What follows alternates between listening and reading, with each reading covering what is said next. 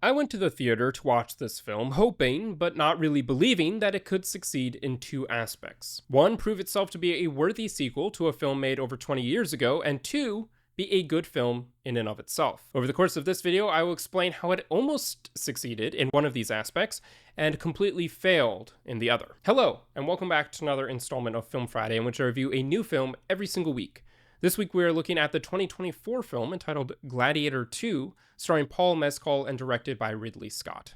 Let's get into it. The story of this film is, well, it's very similar to the original film Gladiator, but much more convoluted. It begins with a Roman battle taking place this time in the North African province of Numidia. The Roman army, under the command of General Caesius, sails in with its triremes, takes over the city, and enslaves all the inhabitants. Among these is a man by the name of Hanno, whose wife was killed during the battle. Hanno is then sold to a man named Macrinus to fight as a gladiator. Through his abilities in combat, he quickly becomes one of Macrinus's best fighters, making his way to the Colosseum in Rome. Although Hanno is irritated by the thought of having to fight as a slave for someone else, he is more willing to do so after Macrinus promises the head of General Caesius if Hanno fights well. While fighting in the Colosseum, Hanno is recognized by Lucilla, again just as Maximus was in Gladiator, and realizes that Hanno is actually her son Lucius, who she sent away after the deadly fight between Maximus and Commodus in the first film. She, it turns out, is now married to General Caesius, who her son, Lucius, is trying to kill. Caesius is also involved in a plot to assassinate and overthrow the current emperors. This plot is discovered, and as punishment, he is sent to fight in the Colosseum against Lucius. After Lucius has a very sudden change of heart, he decides not to kill General Caesius, who is then killed by the Praetorian Guard. Lucius then faces Macrinus, who at this point has killed both the emperors, in a duel, and having killed him, reveals that he, Lucius, is the heir to the throne and calls upon all of Rome to unite and follow him. Now, this was not a terrible movie in and of itself. It certainly had some weak moments and the plot was pretty convoluted, but it did exceed the expectations that I had for it. However, I would have appreciated this movie, Gladiator 2, much more if the original did not exist. Now, that is not to say that I would pick Gladiator 2 over Gladiator.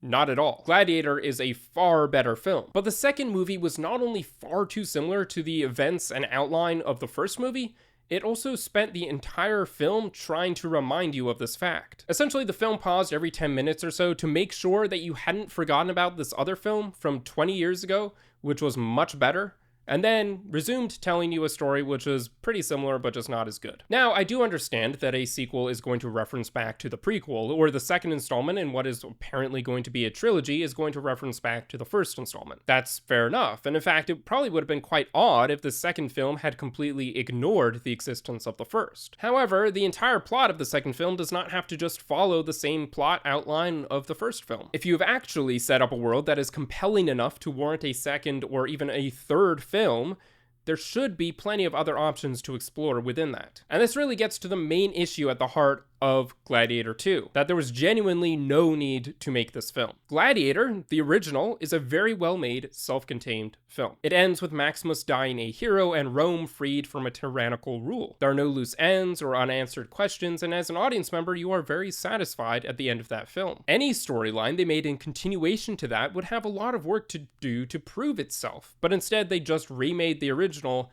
and made it worse. So, to answer the questions I posed at the start of this video, no, Gladiator 2 did not succeed as a sequel to the original film. However, it would have been decent enough if Gladiator had not existed, but as it is, it simply pales in comparison to the first. And so I have to give it a 5 out of 10. With that being said, thank you for watching, and be sure to comment your own thoughts on this film below. If you would like to see my review of the original film, Gladiator, you can do so here, and don't forget to subscribe for more movie commentary and reviews.